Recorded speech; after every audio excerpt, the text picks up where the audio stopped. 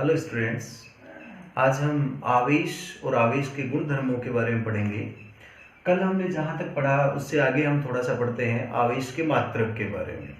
तो विद्युत धारा हमने पढ़ा है, विद्युत धारा I बराबर Q अपॉन T, आवेश अपॉन समय, ये अपन कहते हैं। अब यहाँ से आवेश का अगर आपको मात्रक लिखना है तो लिख देंगे I इंटू टी। I का अगर SI पद्धति में हम मात्रक लिखना चाहें तो I का SI पद्धति में मात्रक होगा एम्पियर और समय का मात्रक होगा सेकंड। चूंकि एम्पियर एक वैज्ञानिक के नाम पर है, अतः A को तो आपको कैपिटल लिखना है और सेकंड के S को आपको स्मॉल लिखना है। इस एम्पियर इंटू सेकंड को ही कहा जाता है कूलम। चूंकि कूलम भी एक वैज्ञानिक है तो C को आपको कैपिटल लिखना है, यानी आवेश का मात्रक हम लिखेंगे कूलम। ठीक है। फिर इसके अलावा अगर हम देखें Q बराबर आपने लिखा है I इंटू टी। अब I विद्युत धारा भी अदिश राशि और समय भी अदिश राशि, एक अदिश को दूसरे अदिश से हम गुणा करें तो हम कहेंगे आवेश भी कैसी राशि है, अदिश राशि। ठीक है। फिर अगर विमा हम ज्ञात करना चाहें तो विमा हम लिखेंगे यहाँ से एम्पियर, चूंकि ये एक मूल राशि है तो इसके लिए विमा हम लिखेंगे A1 और समय के लिए लिखेंगे T1। इस प्रकार से हम आवेश की विमा लिखेंगे A1 T1। अब ये तो हमने मात्रक देखा है SI पद्धति में। अब इससे और थोड़ा सा अपन आगे चले, इसके कुछ एक और भी मात्रक अपन पढ़ेंगे। SI पद्धति के अलावा CGS पद्धति में भी हम इसका मात्रक देखेंगे। तो SI पद्धति में हमने आवेश का मात्रक पढ़ लिया है कूलम। इसके बाद CGS पद्धति में हम इसका मात्रक पढ़ेंगे। CGS पद्धति में हम इसका मात्रक लिखते हैं स्टेट कूलम।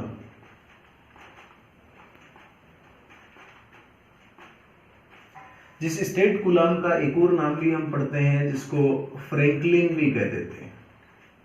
तो इसका SI पद्धति में मात्रक होगा स्टेट कूलम या फ्रैंकलिन। अब अगर एक स्टेट कूलम और कूलम में हम संबंध पढ़ें तो एक स्टेट कूलम बराबर होगा 1/3 गुणा 10 की पावर 9 कूलम। ये दोनों में संबंध होगा। इसके अलावा और भी हम मात्रक पढ़ते हैं स्टेट कूलम, जिसको अपन ESU भी कहते हैं। ESU अपन कहेंगे इलेक्ट्रोस्टैटिक यूनिट। एक इसके अलावा एक और मात्रक आता है इसका EMU, जिसको अपन इलेक्ट्रोमैग्नेटिक यूनिट भी कहते हैं, या इसी का दूसरा नाम है एब्सोल्यूट कूलम या परम कूलम। अब इसे एब्सोल्यूट कूलम की हम बात करें, एक एब्सोल्यूट कूलम बराबर हम लिखना चाहें, एक एब्सोल्यूट कूलम बराबर होता है 10 कूलम। ठीक है।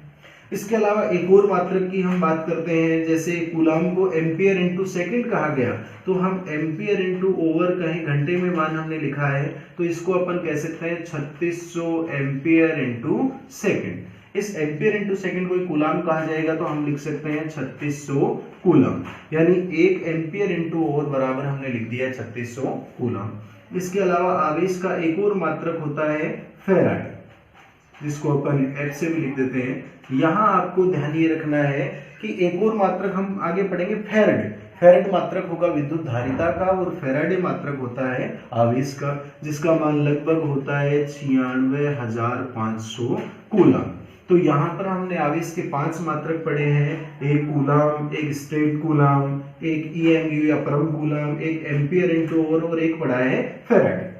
इन सभी मात्रकों में हम देखें तो सबसे छोटा मात्रक है स्टेट कूलम, फिर इससे थोड़ा सा बड़ा है कूलम, फिर इससे बड़ा एब्सोल्यूट कूलम, इससे बड़ा एम्पियर इंटू ओवर और सबसे बड़ा है फैराडे।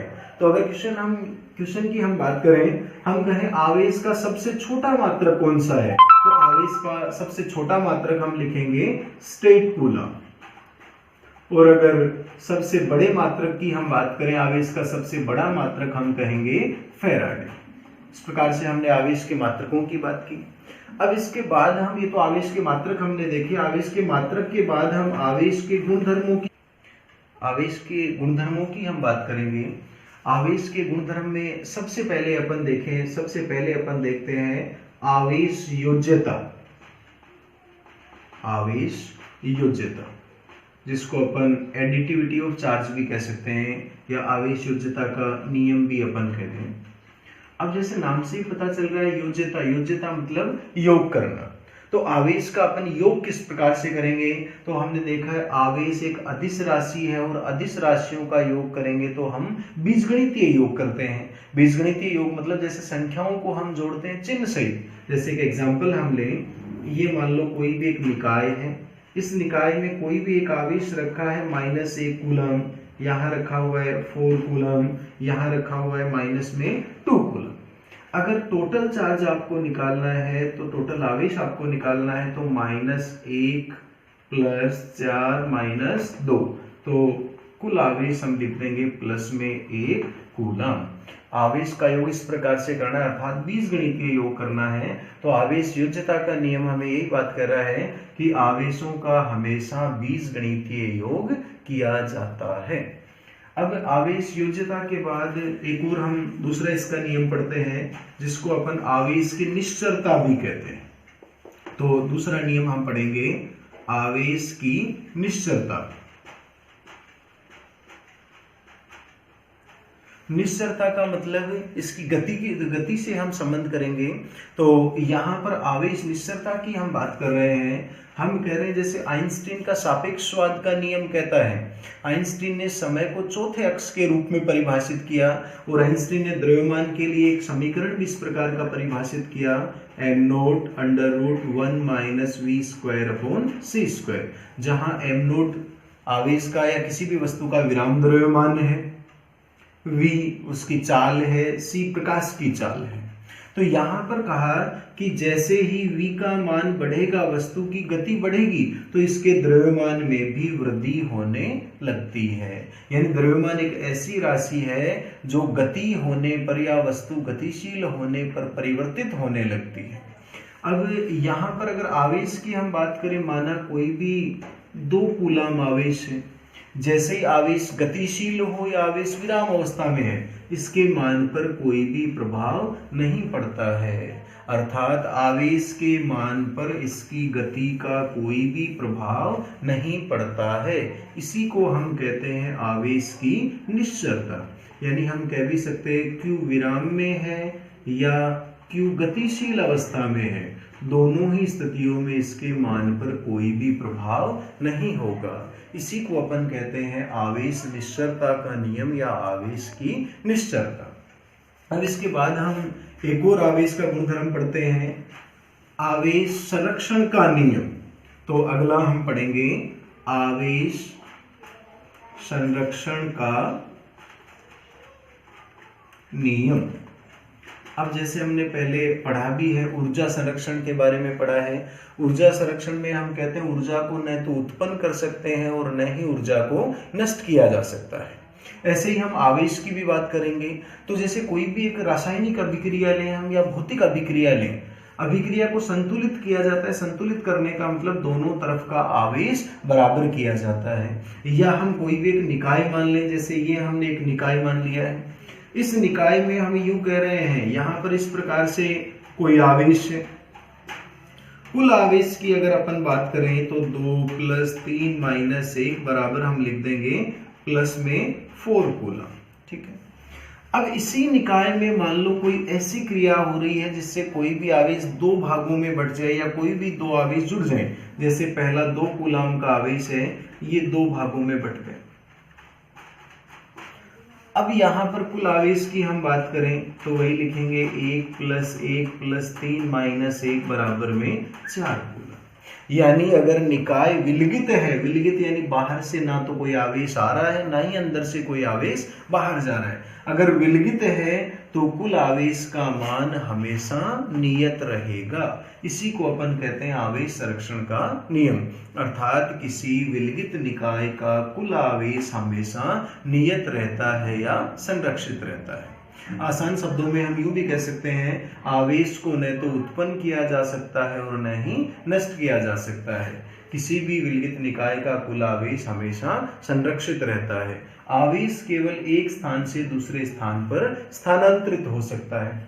तो अगर हमें गणितीय रूप पूछ लिया जाए इसी का, तो गणितीय रूप में हम कहेंगे विलगित निकाय के लिए कुल आवेश हमेशा नियत रहता है।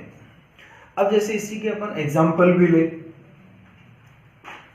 जैसे कि युग्म उत्पादन की घटना और युग्म विनाश की घटना पर अपन विचार करें तो मान लो ये एक कोई इलेक्ट्रॉन है जिसको अपन बीटा कण भी कह रहे हैं, ये इसका, तो यहाँ पर हमने एक बीटा नेगेटिव कण लिया, दूसरा बीटा पॉजिटिव। बीटा नेगेटिव को अपन इलेक्ट्रॉन कहते हैं और बीटा पॉजिटिव को अपन कहते हैं पॉजिट्रॉन। ये दोनों जैसे ही मिलेंगे तो मिलने पर दोनों एंटी कण होने के कारण एक दूसरे को पूर्णतः नष्ट करेंगे और केवल यहाँ पर ऊर्जा रह जाएगी जो गामा विकिरण के रूप में यहाँ से निकलेगी। अब यहाँ हम कह रहे हैं कि यहाँ कुल आवेश -1, यहाँ कुल आवेश +1, तो इधर इस साइड में अभिकारकों की अगर अपन बात करें तो यहाँ पर कुल आवेश कितना होगा, -1 + 1 = 0, और आगे सिर्फ ऊर्जा के कण रह गए तो आगे भी कुल आवेश कितना हो गया, 0। तो यहाँ हम कहेंगे अभिक्रिया में पहले और बाद में भी आवेश का मान बराबर है।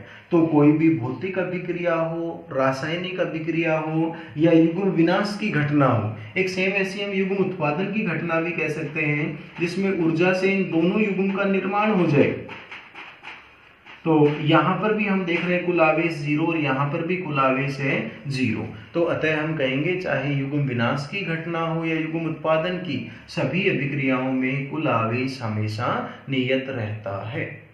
अब इसके बाद एक और आवेश का एक और गुणधर्म हम पढ़ते हैं। आवेश की अगली प्रॉपर्टी हम पढ़ रहे हैं आवेश का क्वांटीकरण। तो हम कहेंगे इस नियम से आवेश की क्वांटम प्रकृति होती है। क्वांटम प्रकृति कैसे, जैसे हमने आवेशित करने की बात की तो कहा कि परमाणु के नाभिक में प्रोटॉन और न्यूट्रॉन रहते हैं, चारों तरफ इलेक्ट्रॉन चक्कर लगाते रहते हैं। अब वस्तु को या परमाणु को आवेशित करना है, धनावेशित करना है तो इलेक्ट्रॉन हटाना है और ऋणावेशित करना है तो इलेक्ट्रॉन जोड़ना है। अब इलेक्ट्रॉन हटाएंगे या जोड़ेंगे, दोनों स्थितियों में कम से कम आवेश आएगा इलेक्ट्रॉन के बराबर, और इलेक्ट्रॉन का आवेश होता है 1.6 × 10⁻⁻19 कूलम। इतना आवेश होता है, यानी इलेक्ट्रॉन हटेगा तो वस्तु पर 1 इलेक्ट्रॉन के बराबर आवेश आएगा और इलेक्ट्रॉन जुड़ेगा तो वस्तु के ऊपर 1 इलेक्ट्रॉन के बराबर ऋणावेश आएगा। अगर ज्यादा आवेश लाना है, 2 इलेक्ट्रॉन हटाएंगे तो वस्तु पर आवेश आएगा 2 इलेक्ट्रॉन के बराबर। 3 इलेक्ट्रॉन हटाएंगे तो वस्तु पर आवेश आएगा 3 इलेक्ट्रॉन के बराबर।